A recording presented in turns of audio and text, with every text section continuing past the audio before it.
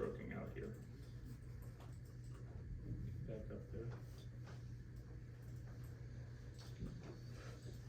there. We're talking about atherosclerosis and atherosclerotic disease.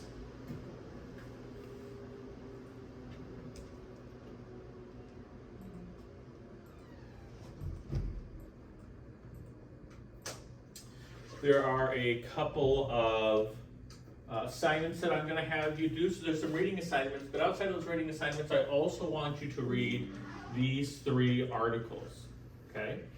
So this first one is Epidemiology of Atherosclerosis to the Potential to Reduce Global Burden of Atherothrombotic Disease. So what this is walking you through is how atherosclerosis forms and what we can do to reduce what we call the atheroma burden.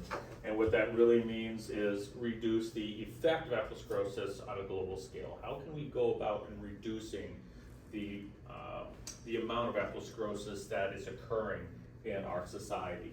The second one is treatment of atherosclerosis, current and future perspectives on lipid protein modification treatment. So that is looking at atherosclerosis and basically how our statins are working. How is the cholesterol lowering medications working, and what's the future of this? How could this potentially change? What are the benefits of this? The third is pathogenesis of atherosclerosis, hematology education program. And so basically what that is looking at is how does atherosclerosis actually affecting the flow, the blood, looking at it from a hematological point of view. So if I pull that one up, it goes through the inflammation processes that occur. And exactly what do lipids do? What is the role of the lipids? How do they kind of embed themselves into the bodies or into the vessel wall? So those are accessible, and they're additional reading. So if you're finding something in the book that you're like, I'm getting this, but these other 3 help go into a little bit different approach of how to eliminate atherosclerotic burden, how to alter atherosclerotic burden through the use of statins, and the last one is just another quick review of how atherosclerosis forms. There is an assignment. It is atherosclerotic review packet. If you click on that, it's just like the review packet for cardiac sounds, and it asks you questions as you go through the coursework, or as you go through the reading. It asks you questions to help you pick out some information from the reading that you might be able to study later. And the images that I provide here are all from your textbook, so there's nothing unique or nothing new from there. Those are all found in your textbook, okay? So that the assignment, that workbook assignment, that writing assignment is just due on Monday. So about a week to complete that. Just read through chapter 5 and take notes. That allows you to take notes as you read through chapter 5, utilizing those questions to kind of guide you through the process. I have the hiccups. Okay. So, this course, or this lecture I should say, takes off where we left off on our last lecture in this course. The last lecture we had was talking about vessels and things like that. We kind of reviewed vessel discussion, asked some questions about different layers and things like that. Kind of a throwback to our old physiology course. And what we want to remind ourselves is this is basically what the blood vessel is. It is a 3-layer structure. Those 3 layers are the tunica intima, tunica media, and tunica adventitia, or externae, whichever one you want to use. It doesn't matter to me. Those are the 3 tunicas, the 3 layers. Each of those layers play a very specific role in the function of the anatomy and structure of the vessel. The tunica adventitia is the fibrotic connective tissue outer layer that acts as a protective mechanism for the artery. It kind of gives the artery its structural shape, and that connective tissue keeps it from easily being perforated or penetrated or lacerated from being cut. It acts as a turgid or a stiff, resistant barrier for the safety of the vessel. The second layer is the media, media being middle. Media is composed of smooth muscle tissue. Okay? Smooth muscle tissue is a very interesting type of muscle tissue. It is different than skeletal muscle tissue. It is different than cardiac muscle tissue. It is not striated. It doesn't have those striations. The actin and myosin are not directly lined up with each other. And they also form kind of in these oval patterns, and when they form and connect, they connect in kind of these circular formations.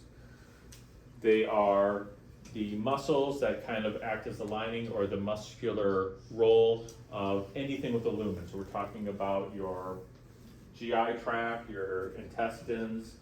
Smooth muscle tissues are in control of the bronchioles, the airway. Smooth muscle tissues also are the medial layer of your blood vessels. Smooth muscles are very unique in that they can maintain contractile state without increasing the use of oxygen. Okay, so what does that mean?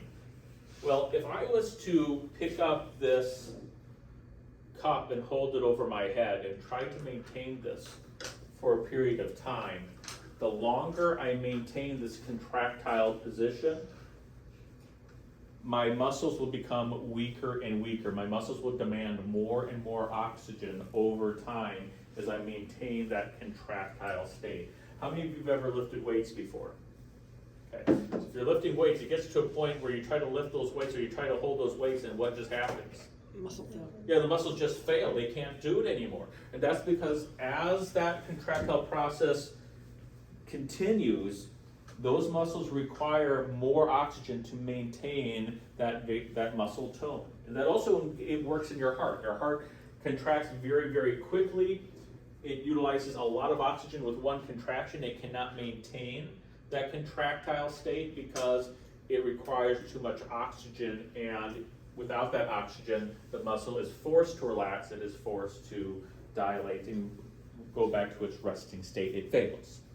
Smooth muscle doesn't do that. Smooth muscles can maintain a very consistent contractile state without utilizing an increase in oxygen.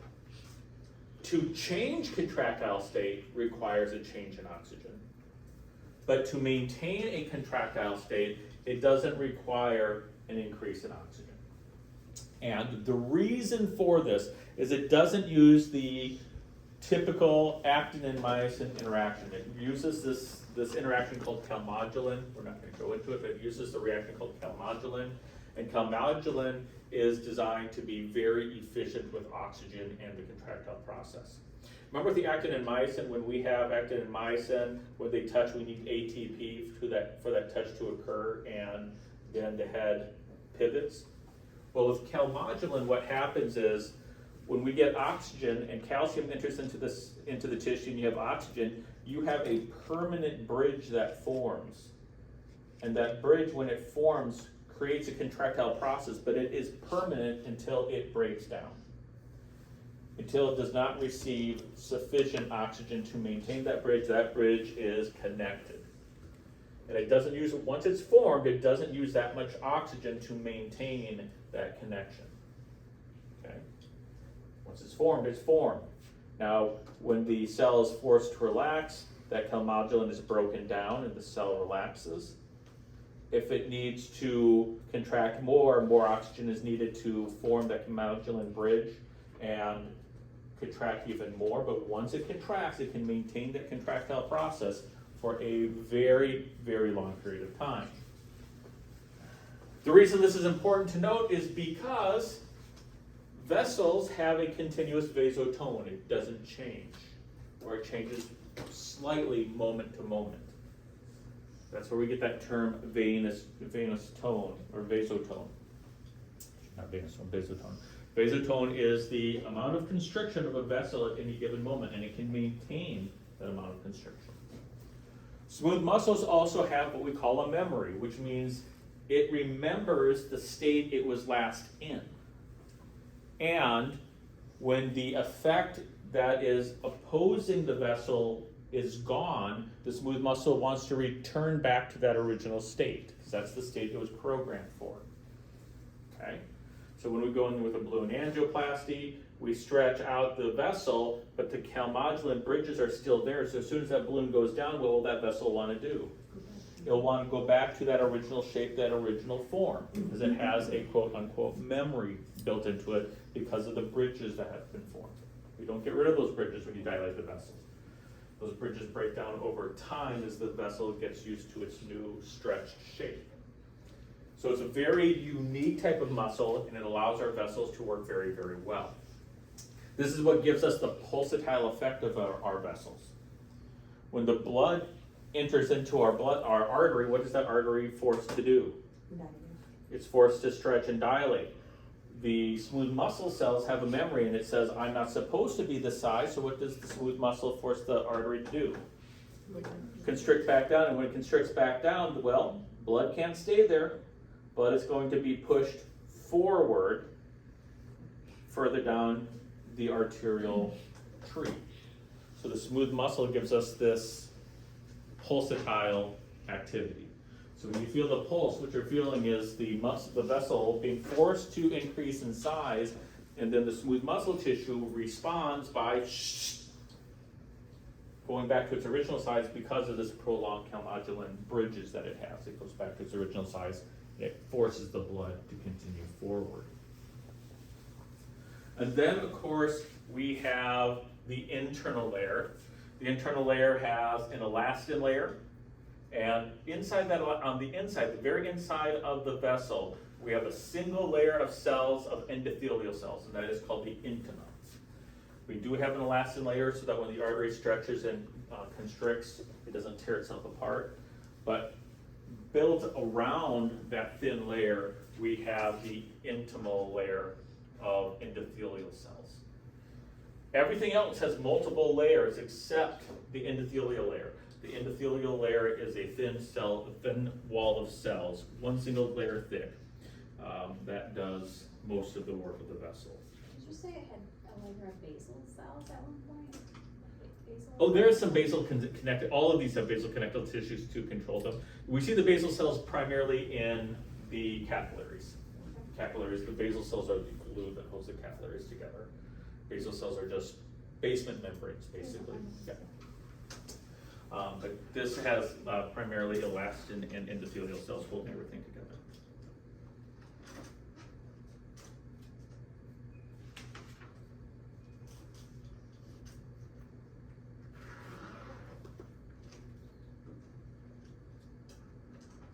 Okay.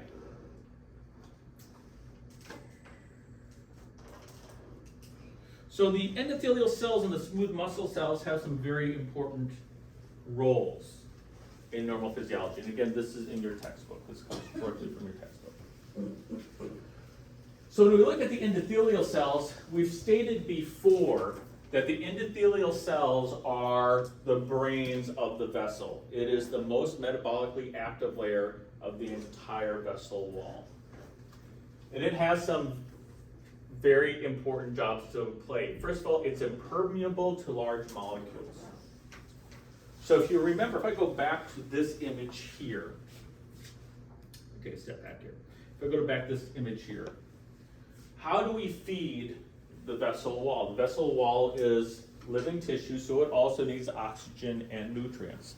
Well, there's two ways that that inner vessel gets those nutrients. First of all, one way is for nutrients to cross the intima through the elastin tissues, the basal membrane, into the smooth muscle cells, making sure that they get their nutrients directly from the bloodstream. So the nutrients, the oxygen crosses through the intimal layer into the medial layer. That's one way. The second way is that we have a series of blood vessels that penetrate, there's microvessels that penetrate the adventitial layer, and that blood, as it penetrates the adventitial layer, also then perfuses the outer layer of the smooth muscle cells. Does anyone remember the name of those microvessels? Vasovasorum, or the vessel to the vessel. They're microvessels that penetrate through the vessel wall to the adventitial layer, and there's three types. There's one that penetrate, they're teeny tiny pathways that penetrate through the vessel itself, vasovasorum intima. There is ones that come from an artery next to it, externae, and then there's vasovasorum that actually comes from veins, because arteries and veins usually right next to each other. There's actually microvessels from veins that can enter into the adventitial layer. And you might say, well, that has deoxygenated blood. It has plenty of oxygen for the adventitial layer. And some of that nutrient then will go into the medial layer as well. So we have different ways to feed that medial layer still, and the adventitial layer.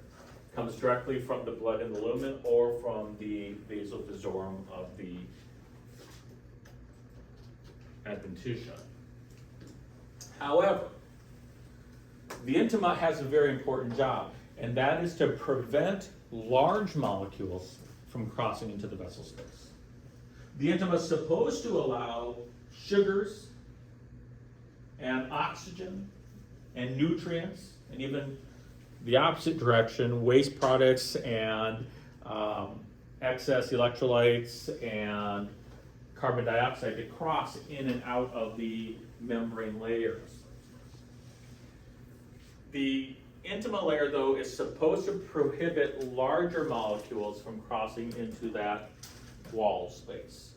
There's no reason for large molecules to enter, to be in that wall space.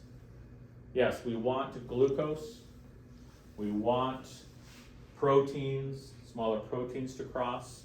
Those are necessary for cell function. We want electrolytes and water-soluble substances to cross, but we don't want large proteins, or excuse me, large molecules or cells to cross into that vascular layer. And the reason for that, if we go back here, there is not any space for large structures to fit here. There's not any space for a red blood cell to hang out in this tissue space without creating problems. There's not space for large molecules to hang out in that tight space without causing problems. Macromolecules like electrolytes and sugars, sure, but not large molecules. And it's the intima that is supposed to prohibit that from happening. If you're water soluble or you're fat soluble, you'll be able to make it to the intimal layer. But if you're a large molecule, that intimal layer is so tight and so, so tightly aligned, it won't normally allow large macromolecules to enter through it and get caught into that vessel layer. It also produces anti-inflammatory chemicals. It's supposed to stop the inflammation process. The inflammation process causes vessels to inflame, I know it says inflame, but to swell. It also changes permeability of cells. And so the intimal layer releases anti-inflammatory chemicals to keep that from happening.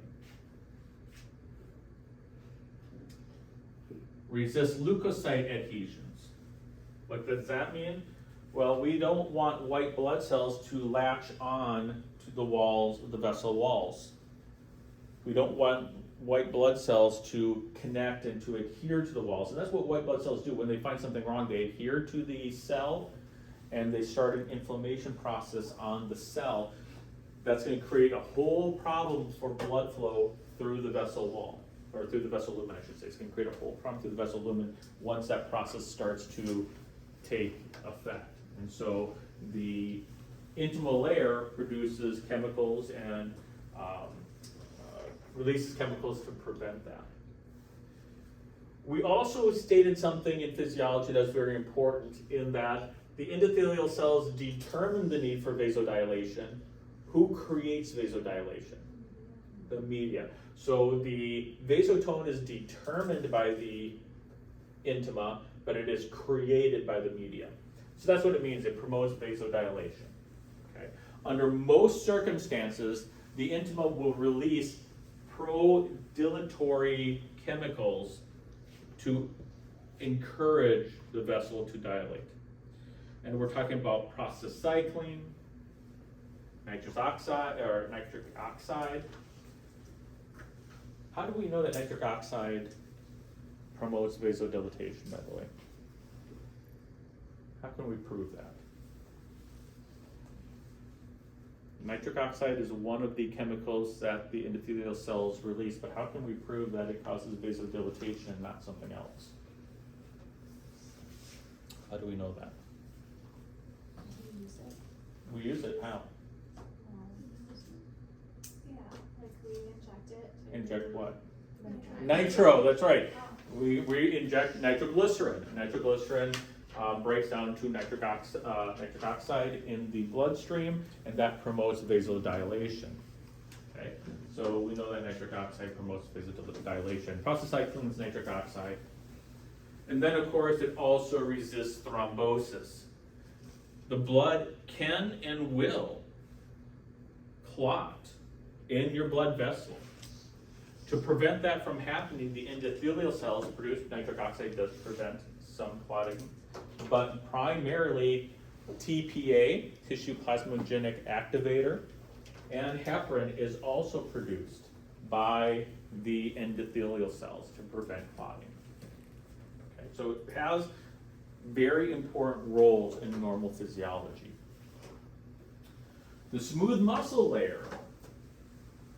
The smooth muscle layer also has important roles in normal physiology. The most important role it has is vasotone. It contracts and relaxes. That's its primary job.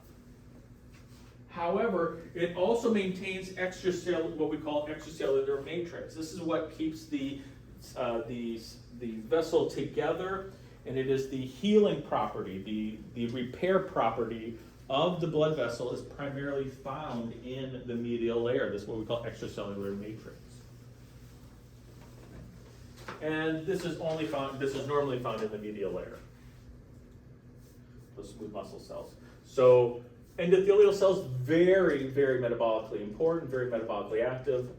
Smooth muscle cells are also important because not only do they control vasotone, but they also are the generators of the healing process of the vessel. Once the vessel is injured, to close off the injury, the medial cells start to grow, proliferate, and seal the hole that is created. So what happens then in abnormal circumstances when something goes wrong with the blood vessel? Okay, so let's say I cut you, or you cut yourself. Let's say you're doing something, you're cutting carrots or cucumbers or something like that, and you cut yourself and you cut into a blood vessel. Well, when that occurs, when you have a vessel injury, the intima and the media have new jobs that they need to play. First of all, when the endothelial cell is injured or activated, the first thing it does is it increases permeability. It starts to allow those larger molecules to cross into the vessel layer. And you might say to yourself, why would I want to do that? Why would I want these larger molecules to cross into the vessel layer if I cut myself or I injure my blood vessel? Yeah, I want platelets to enter into there. I want white blood cells to enter there, leukocytes to enter into there to heal and to repair and to stop me from bleeding. So the endothelial cells have to suddenly switch. Keep platelets out, keep large molecules out, keep large molecules out, keep large molecules out. I'm hurt. Okay, large molecules, come on in because we need to seal off this wound. Inflammatory cytokines are released. Inflammatory cytokines, bradykinin, histamine are released. Let's go back to our physiology for a second. What do bradykinin and histamine promote at the cellular layer? What are they there to cause cells to do? They're inflammatory, but why? Why are we inflaming them? What is the reason that these pro-inflammatory chemicals are released?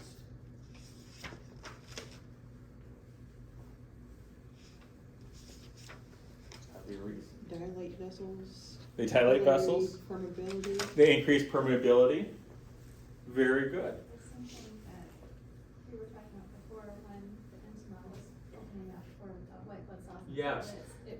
It It allows that, but it also allows things like albumin. If you remember albumin, albumin is a protein that's found in the intima normally, it allows albumin out into the tissue space. And when albumin, and I'm gonna go back to here. Albumin is usually here. Albumin is what draws the fluid back into the lumen during reabsorption. Remember, we have filtration where hydrostatic pressure pushes fluid out of the tissue space. Albumin is the oncotic pressure pulling fluid back into the tissue space, but if that albumin can cross the vessel layers, then more fluid will stay into the vessel layers and less will be drawn back. And the benefit of that is you get all of the electrolytes, you get all of the sugars, you get all of the white blood cells, macrophages will also filter across as well and stay in that tissue space to promote healing. So we need bradykinin and histamine to be released to allow that to happen. That's why when you get cut or injured, what happens to the tissue that gets cut or injured? What do you notice it does? It's warm and it swells. Yeah, it swells a little bit. It's a little puffy, and that's those pro-inflammatory chemicals allowing fluid to stay into that tissue space to promote healing and to promote transition of those natural immune response chemicals to take effect, or chemicals in cells. It also now encourages leukocyte formation. Why would I want to encourage leukocytes to attach to this area? Because they have the blocking.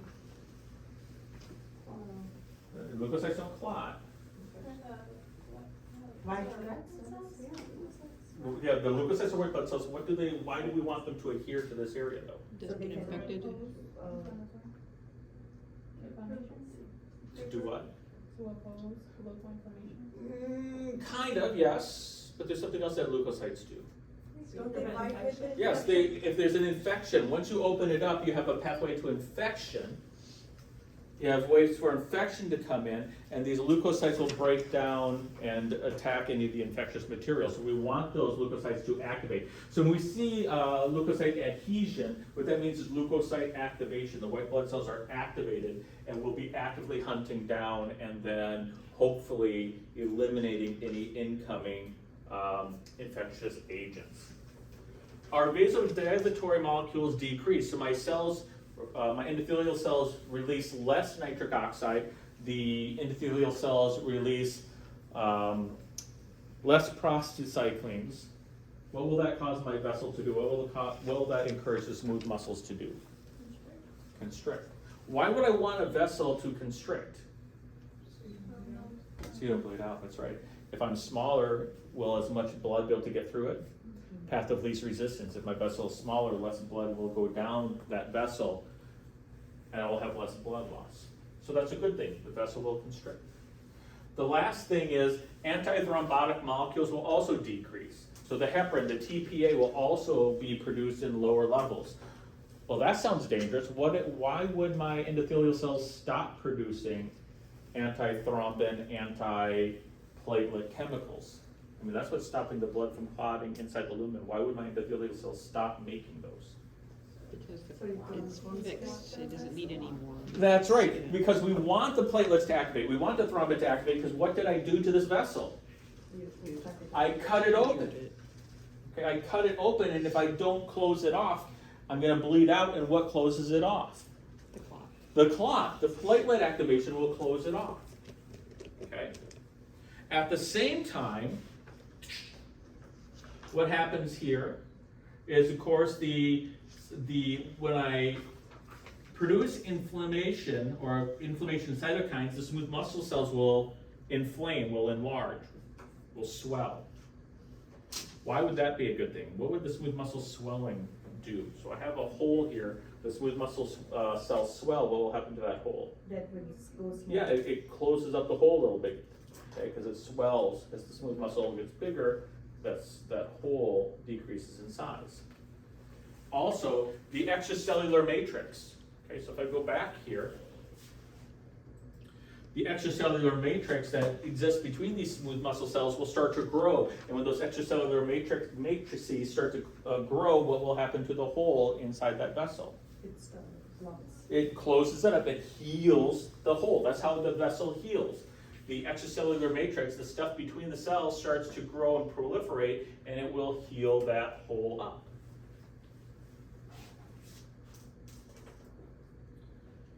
The other thing that will happen is we have what we call smooth muscle migration. And so if I have a hole here, smooth muscles will start to divide and grow, and where will they grow? They will grow into that hole that is created. Okay? So think about it this way. I'm going to come here.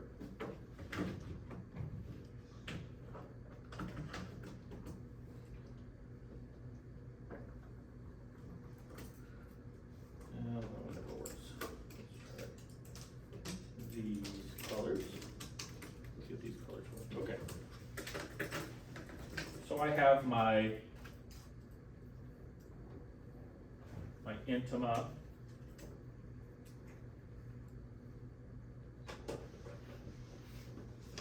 My media.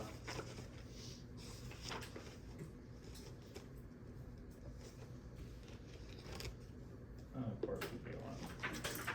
And my adventitial layer. Okay. And we're going to pretend that this whole thing here, this whole inner side here, this all is media tissue.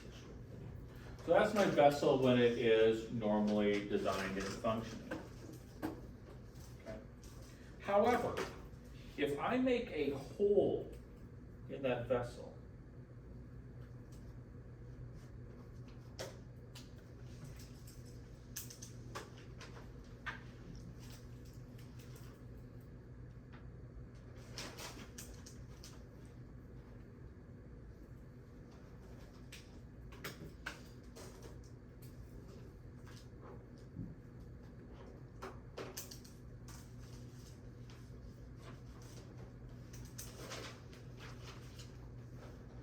so now I have a hole in this vessel straight through.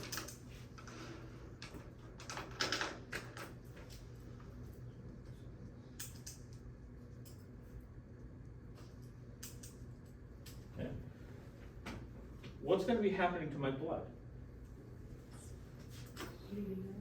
Yeah, my blood is escaping. Does my body like that? Is that a good situation to be in? No. My blood is starting to escape.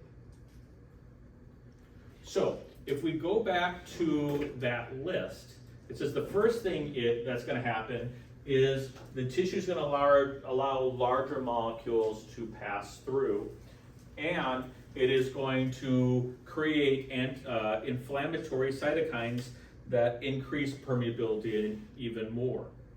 So what that means is larger molecules, such as albumin and such, will start to leak out into the tissue space, and with that, it'll pour more fluid into the tissue space, so we'll have inflammation in this area.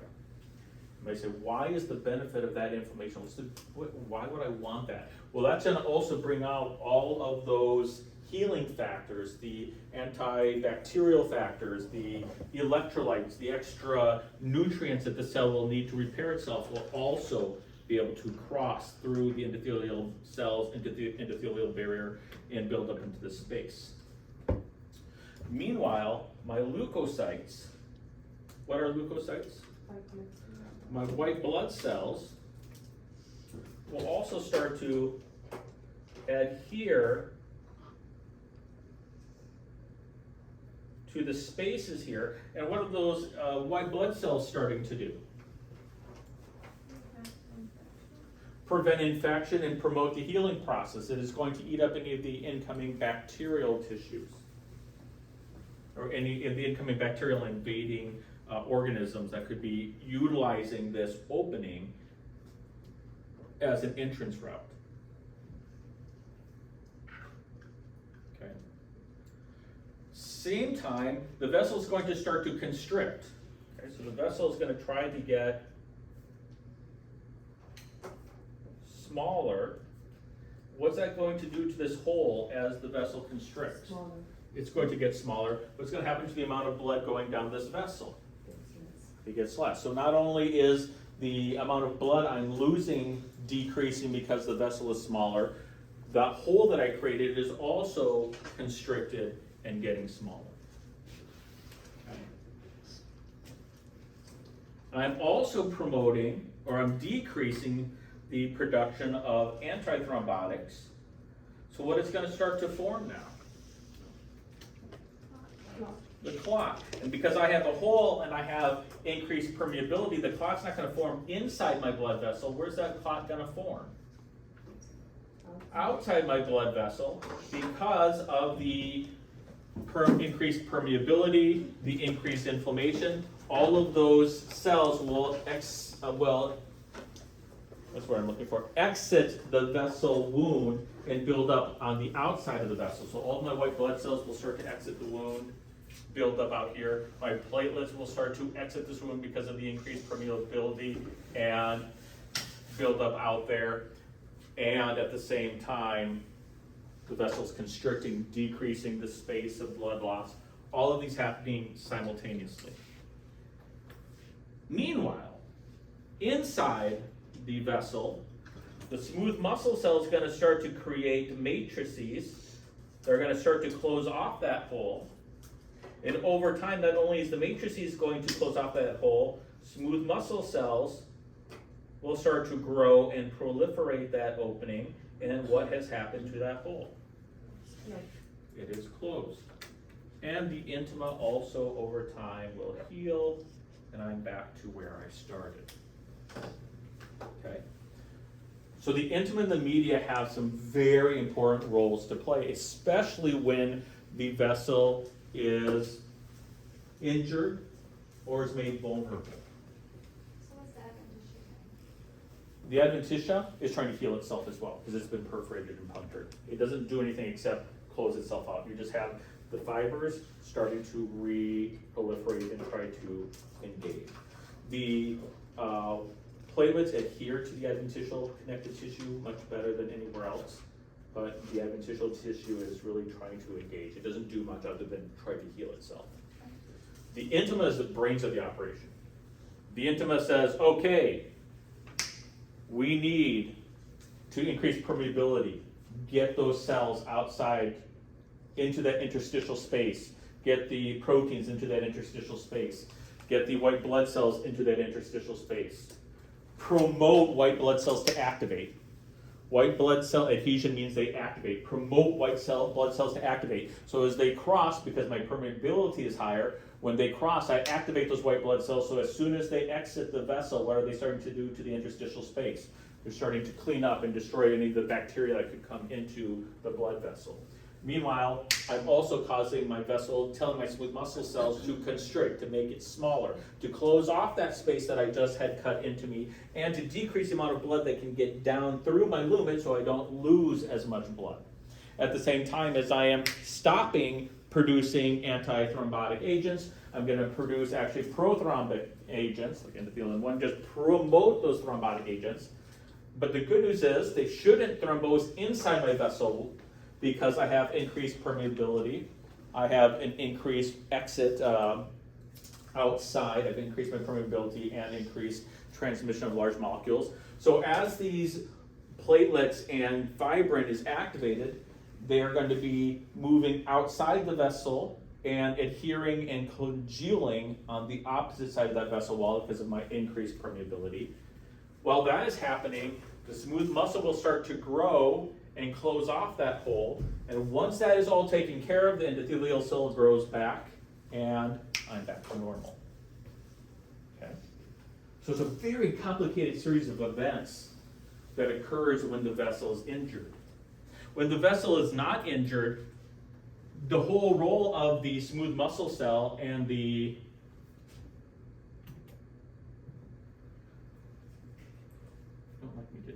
The whole role of the smooth muscle cell and the endothelial cells is to maintain a constant state.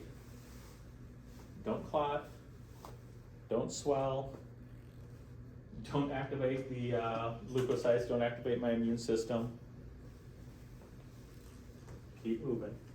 Smooth muscles, maintain this vasotone at all costs, maintain that vasotone until it's injured, and then everything responds in opposite. But once it's healed, it goes back to our resting state. On the inside, like, I know on the outside, when you have a laceration, you'll most likely develop a scar. Yep. Are there scars that develop? No, because the scarring is connective tissue that forms. The connective tissue forms in the adventitia, but to close up that hole, it is smooth muscle cell and intracellular matrix that closes it up, so it's not connective tissue. So there isn't technically, quote unquote, a scar in the vessel, because what closes up that hole internally is the extracellular matrix and the smooth muscle cells, and the intima then will regrow. So there's no scarring in that aspect. It takes care of itself. Okay. So you might ask yourself, hey, this is great to know, but what does this have to do with atherosclerosis? The large molecules that it's going through at the same time are also coming in, but not to help the cell get better, it's causing problems. Not quite. You're kind of there. There's a part of that there that is true. But if I have a hole in my artery, that all washes out. That's all taken care of in the wash. Okay. What I'm worried about is the following. And we'll take a break after I show you and talk about it, and we'll explain why this may happen. I have my intima. I have my, We can't see. oh, it's okay because my pens aren't working anyways. I have my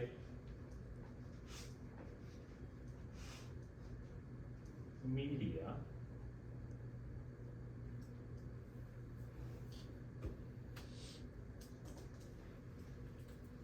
And then of course on the outside, what do I have?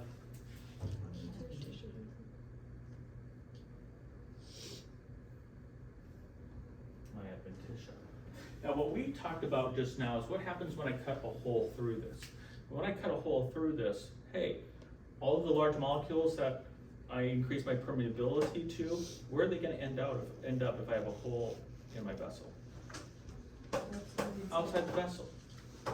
The albumin would be outside my vessel, the white blood cells would be outside my vessel, my platelets cross through and clot this off, and my smooth muscle seals that hole up, right? What if I only damage the intima? I no longer have a hole. I just damage the intimal layer. The unfortunate thing is whenever I damage my intimal layer, whenever I damage intimal cell, what does that cell assume has happened to my blood vessel? There's a hole.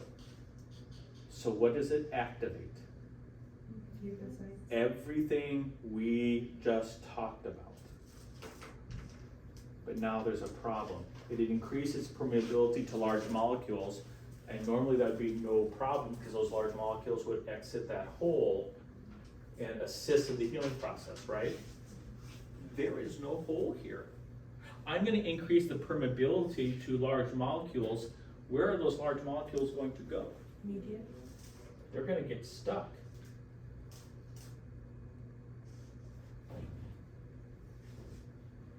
They can't get out of the hole.